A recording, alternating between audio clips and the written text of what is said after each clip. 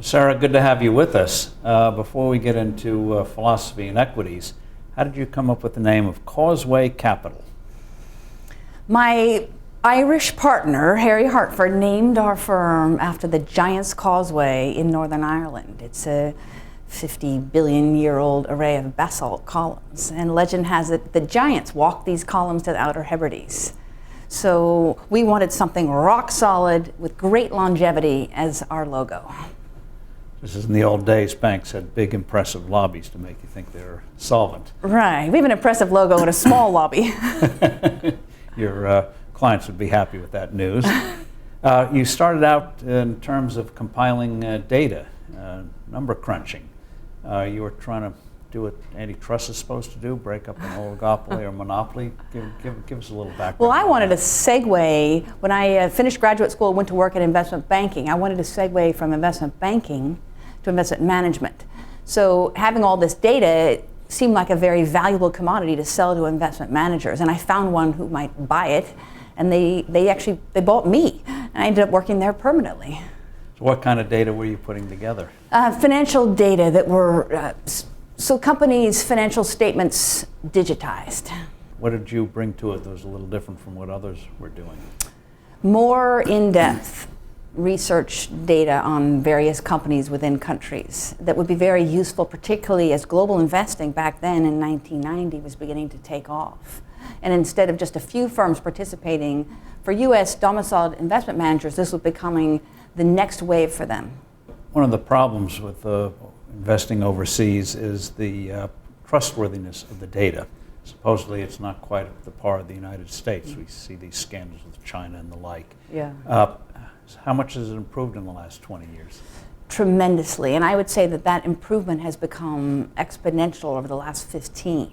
So we, as a global investor, do not see any distinction noticeably between the quality of data in the developed world between countries. There is some data discrepancy between the emerging world and the developed, but even those emerging markets are not all born equal. Some are considerably more developed and have greater integrity of data than others. The BRIC countries, for example, Brazil, Russia, India, China, in comparison with the frontier countries, many of them are in Africa or the Middle East, the data differences are quite enormous. So the BRICS have moved up? Absolutely. Even Russia? Even Russia, in fits and starts. Now, let's get to your philosophy. A lot of people say they're value investors, but you say we're all about bad news. So how are you different? We are very much contrarian investors, and we like to go where others don't. And I think a great weather vane for us is when a client says they'd like to be out of an entire region. That's encouraging for us to know we should be in there heavily.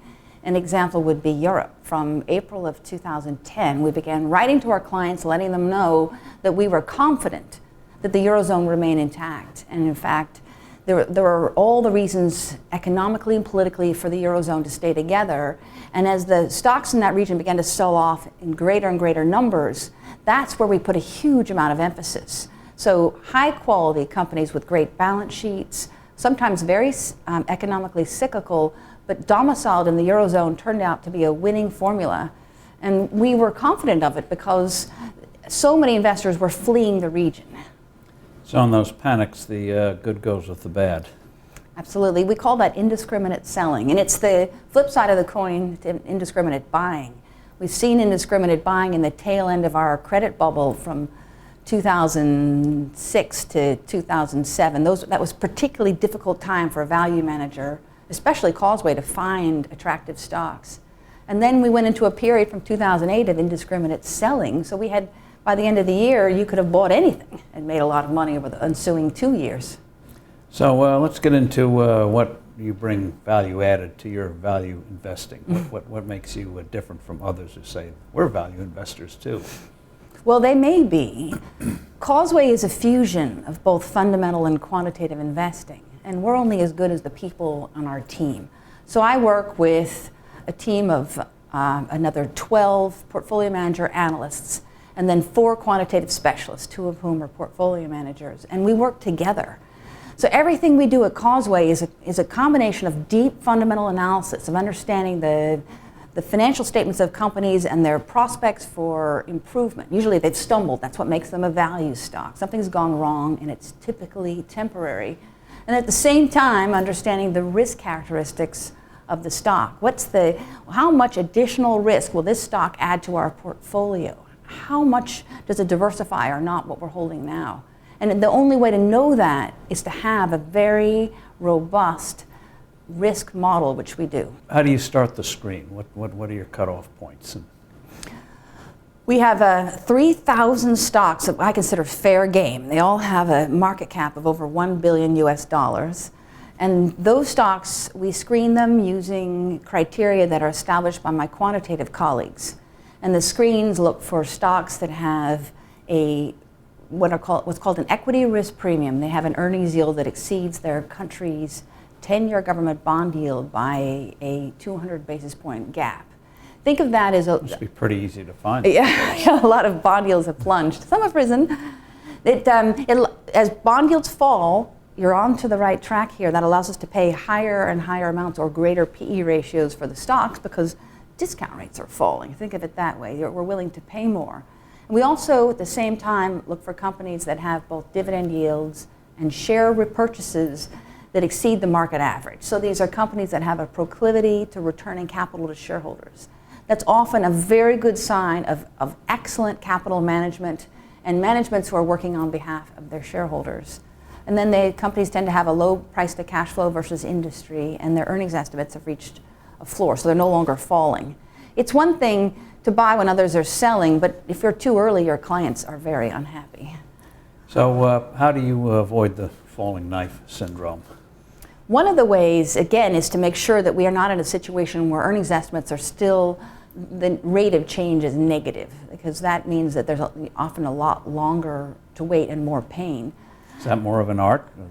We've got some very good data to work with in terms of earnings estimates that give us an indication of the types. Some analysts have more predictive power than others. But the other feature is a very deep understanding of the industry and what it is that's caused this problem. We have a stock that we added to the portfolio over a year ago, one of the world's largest food retailers and the largest in the UK, Tesco. And why did we buy Tesco? Because they tripped up. They were having terrible trouble in their US division. They had underspent on their UK stores. And yet beneath all that, mitigating the falling knife problem that you mentioned is a company with tremendous financial strength, with what we thought were also temporary political problems in Asia, and yet great businesses with the prospect of recovery, and most importantly, a 5% dividend yield. Covers a lot of pain. Yes, it does. Now, as part of that, you have a little different time horizon than many stock pickers. We do, and after 2008, I think that plus the advent of hedge funds and the impatience of investors and the tremendous concern about volatility, it's as if the time frame of our competition has become even shorter. So we have on average a 3-year holding period for stocks in our international and global portfolios. And I think that time frame is far in excess of what many investors are willing to endure. The key with a portfolio of stocks, let's say of the roughly 60 stocks in our international fund, is that they're not all maturing at the same time. So some of them are at the cusp of reaching their share price targets. They've seen the bulk of the best returns. And there are others where we have 3 to 5 years to wait. But the wait will be well worth the time and effort by the team to understand the business. Why the emphasis on overseas? We started, I think a lot of it has to do with go where the crowd ain't. Exactly, and legacy. The team and I began underneath the umbrella of a domestic equity firm that wanted to branch out into international. But we learned a lot about the inefficiencies of those markets. And none of them are as well researched as that of the US. So there are more opportunities. Even more so in our emerging market fund, where the opportunities are tremendous as you move down the market cap spectrum into mid to small cap stocks. You think that's the great virgin territory now, even though they may not pay the dividends that the biggies pay? Yeah, I'd say not necessarily virgin, but definitely less well-traveled. And where there are less investors, there are often more opportunities. In terms of managing portfolios, you're not a star fan. Exactly. You don't want somebody to be the star. How do you make that work?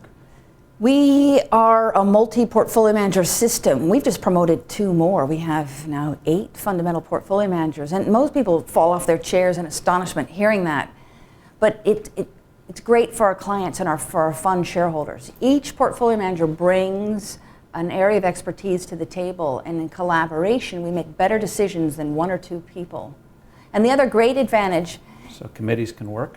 Yeah, as long as each committee member is completely immersed and dedicated to his or her field, so to speak. So we have all these experts, and when it comes to a technology stock, my colleague Jamie Doyle is our technology expert. If he thinks we should be buying Oracle, and he has gotten through our very rigorous process with backup from several analysts, and we've all had a chance to look at the idea and stress test it, his emphasis on weighting and timing is critical. And that's true of every one of my colleagues. We all have our areas of expertise with a whole overall quality control check. It's not just a scalable model for us, but it's great for fund shareholders and for our institutional clients because they don't have to worry about human capital flight. If any one person is hit by a bus, I hope that doesn't happen, we can easily plug the gap. Everybody is replaceable and yet essential at the same time. So you begin doing quantitative analysis, your version, your twists. When do you go and actually kick the tires at the company itself? On the fundamental side of our business for global and international developed markets, we go very quickly. So it could be right after we get a stock through the screens, we recognize there's a need to meet with management. Conference calls, video conference, we're in Los Angeles, equidistant between Europe and Asia flight time. We have teams on the road continuously. But it's particularly for culturally different companies or businesses, it's critical to sit across the table from management, ask the questions, and observe, not only get the answers, but observe the body language. We've learned a lot over time about management's willingness to take on those hard decisions just by how they behave. So what do you look for when you sit down? I mean, you don't, oftentimes you do become a CEO because you're pretty good at now presenting a face to the public. And they're pretty practiced at it. So how do you see through the hot air, the BS, and try to get to the substance? I think my colleagues, I argue, are as well very good BS spotters within seconds. We can see it. Political analysis? Exactly. That's probably why we're not in politics. But we are seeking out managements who are more forthright and have greater levels of transparency. So we're already selecting a subset of managements we believe will be more forthright with us. But it depends on the industry and the country the company's domiciled in. That can often dictate how open management will be. Part of our job is we are investigators. So we don't just see the very top brass, but we're also very much inclined to meet with regional heads of the various divisions to understand the subculture beneath. Are Asian companies more open to that process now? More than they used to be, but maybe certainly less so than their Western peers on average. Now, you talked about having a 2 to 3 year time horizon, even if stocks have various points of maturity, so to speak. How do you get that across to clients? Because everyone says they're a long-term investor, and everyone, when the market falls, panics, or when things get good, saying, can I get in and get some more? The only way we can calm investor fears is to mitigate volatility of performance. We think that's the best tool. I mean, clearly client service and having a clear message is important, but that's why Causeway Fundamental can't live without quantitative. The risk management that we employ internally allows us to modulate the volatility of returns. To give you an example, we're currently in an environment where, after having had a 24% return on our international fund last year, this year's prospective return doesn't look nearly as enticing. It's still attractive relative to fixed income, and because we're value managers, we'll eke out a little more than the benchmark can do, but we've had to take risk well down. And so think of the risk return as levers. When the return is high, we'll bring up the risk. When the return wanes, we take risk way down, and that's what we're doing currently. And that's the only way we can keep investors from panicking. We intend to have, when markets fall, some defensive qualities to the portfolio, and it comes through diversification, and that is achieved through a risk model. You've made the point that returns the curve is never smooth. You use the word lumpy. How do you make clients really appreciate that things can be lumpy? Well, that is the crux of equity investing, that the entire return can all happen. If let's say we have a 3-year time frame on a stock, the return can be what we call back-end loaded, that it all happens in the final month. And meanwhile, they've had to wait all this time. This is why a portfolio is so critical, because not all the stocks can be back-end loaded or you're out of business. The dividend's important mitigant. Having that robust level of yield does make clients and fund shareholders a bit more patient, because they are being paid to wait. Some portion of their total return is coming up front in income, but the key is through diversification, making sure the portfolio isn't entirely filled with stocks where all the excitement is jammed tomorrow. Being contrarian, what are you looking at today? Equities have certainly done well in certain. You mentioned Europe had a nice run after people realized the world wasn't going to end there, even if they're working hard to do it. Companies can overcome their own national headquarter economies. What are you looking out for now? This year, we're looking do you for... look at a region, or you just look at stocks? Stocks. Okay. So we're very much bottom up on the fundamental side of our business.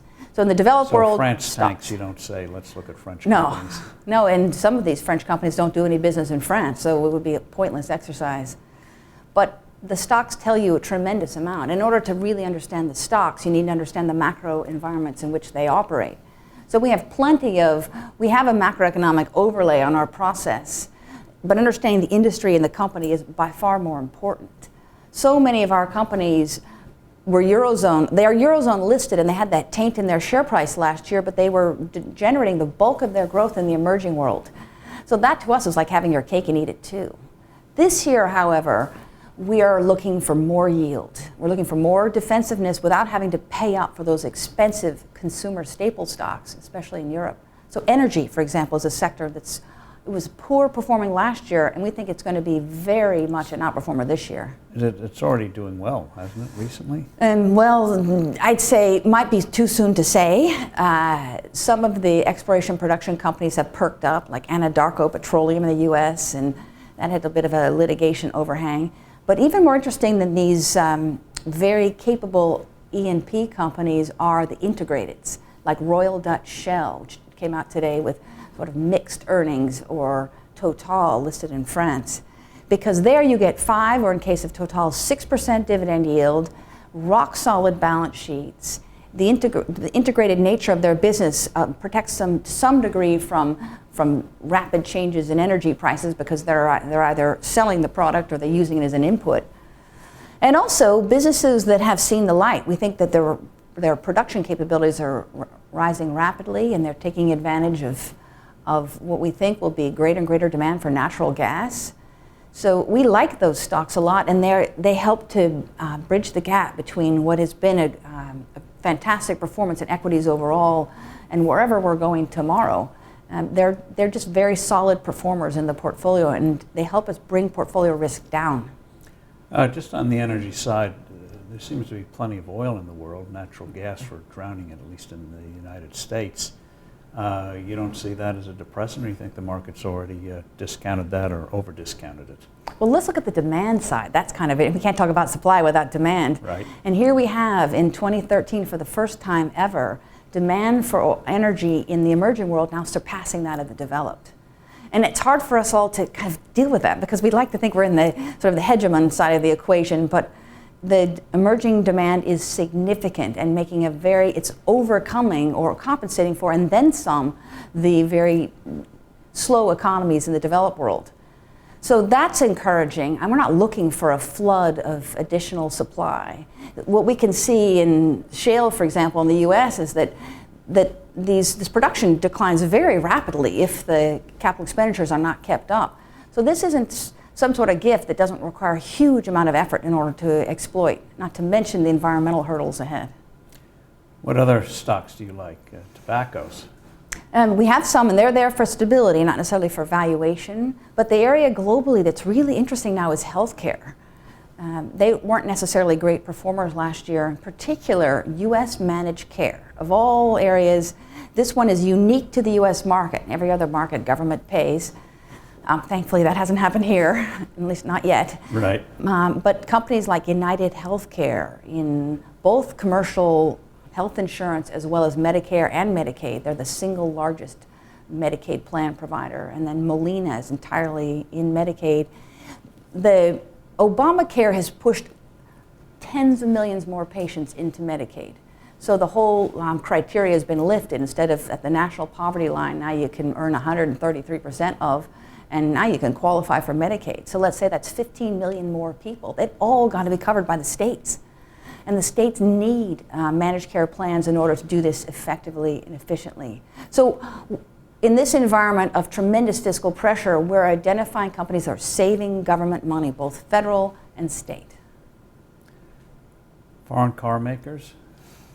Well, the one we like the most is Daimler, and that has a lot to do with product cycle. Toyota, things played out? We like Toyota as well, but we need to see a continued weakness of the yen dollar in order to propel that stock much further. It's been a fantastic stock, not when we first bought it. Here's an example of things going a little awry. Earthquakes? Well, yeah, we bought it tsunamis. after remember the big recall, Yep. January of 2010, Yep. when supposedly these cars drove themselves, away from you. The sticky accelerators turned out to be maybe just a little bit more of a driver problem than a car problem. And then that led to the earthquake in Japan, and then there was the flood in Thailand, so the whole supply chain was disrupted, gave us in our international and our global fund an opportunity to accumulate a very large stake. And now the tailwind is coming from the weaker yen in a stock that's extremely sensitive to the yen dollar rate. Other companies you like? Axo? Yeah, well, Akzo Nobel, and I have to hand it to my colleague Jonathan Eng, who's our specialist in this area of materials, because this company has been restructuring. They used to have a healthcare business, believe it or not. They were your archetypal complacent Dutch conglomerate, and over the last decade, they've turned that business into an efficiently run paints and coatings business that has shed any subsidiary that doesn't deliver the adequate returns on capital. For example, they sold their U.S. decorative paints business. Even though it's a great market for Sherwin-Williams, it was tough for them. And they put their emphasis into emerging markets where they dominate in Latin America. So here's a great dividend yield, almost 4%, tremendous financial strength, emerging market growth, all packaged into a Eurozone listed company. Rolls? What do you like about Rolls? Yeah. Oligopoly? Yeah, exactly. You want to be one of two or one of three in anything if you can. And this maker of jet engines has found itself in the very advantageous position of having a much greater installed base for their engines. So as wide-body aircraft were sold increasingly by Boeing and Airbus, the greater number of Rolls engines has led to the benefit of aftermarket service, which for them is a real moneymaker. So this stock, and analysts on the sell side habitually underestimated the earnings potential, and that was something that we found was, here's a company that not only was selling engines, but the almost exponential amount of service revenue was going to catch the market by surprise. And when we first bought the stock, it had another one of these enormous dividend yields with superior financial strength. Other stocks that have you drooling now, figuratively? Well, we're always looking in a market that's reaching fair value for special situations, for companies that may have slipped up. Another in the energy sector is BG Group, listed in the UK. Here's a very capable exploration and production company that's had some problems in Australia in gas. But they have assets in Brazil that we think are worth far more than the share price is indicating. So even though here's a company where no one's quite sure how they'll develop it, these assets are valuable. And that's what we do as analysts, is assess the value of all those assets. What could they be sold for, put a discount on it. And if that towers over the share price, then we've got something. Bill Gates once said, success is a poor teacher. Failure is the way where you really learn. Yeah. Looking back, what have been the big teachers for you that gave you the ability to so far outperform the market? The first one was the Asia crisis in 1997. the credit crisis in Thailand that became Right. a contagion throughout the region. We were, even though we were predominantly developed market investor back then, we were hit hard in our stocks in Hong Kong and Singapore. And to watch what we consider to be very high quality companies trading for the level of the cash on their balance sheet. I mean, markets were literally selling indiscriminately these stocks. That was a huge education in how indiscriminate selling can become almost a snowball, and that you have to understand where the value is in the business, and then you need to go in and be aggressive. And standing back and waiting is not the right strategy. So we were able to make money for our investors back then, and then use that experience in the global financial crisis in late 2008, where we were very aggressive, a little bit early. We took the fourth quarter of 2008 and moved into... A little bit of the knife? Oh yeah, and we had no idea at the time, nor did then Treasury Secretary Paulson, whether the world was going to fall off the financial precipice or it would right itself, but we decided to go for the righting scenario. The way we protected fund shareholder assets was we emphasized companies with so much financial strength, in many cases net cash on the balance sheet, so no debt at all, that they could actually fund their own customers if needed. If every bank shut down, they could keep going. Looking at the U.S., even though that's not your first love in terms of investing, you said earlier that the rest of the world was catching up in terms of quality of information. You've also observed, if you could give us that insight, that in other areas people are catching up to us, and we better get our act together. What are some of the other areas where you see that gap narrowing? Well, it's telecommunications is certainly one where there are great advances being made elsewhere. And I think at least our mobile market may be just a little too cozy, and the hyper-competitive markets elsewhere have created innovations that we may not be participating in. Those are really the themes. Whenever we see a protectionism or a uncompetitive market, that usually leads to complacency. The U.S. generally, though, I mean, I'm a huge fan of the U.S. market. You'd ask my colleagues, they'd tell you in almost every industry, until recently, you could drive a truck through the gap between the returns on capital employed the U.S. companies were generating versus their peers abroad. It's just, the U.S. companies continue to innovate and improve, it's just the foreign ones have seen a bit of a catch-up. But I'm hard-pressed to come up with very many examples where the foreign companies are far superior. They're just not as bad as they used to be. On that note, Sarah, thank you very much. Thank you.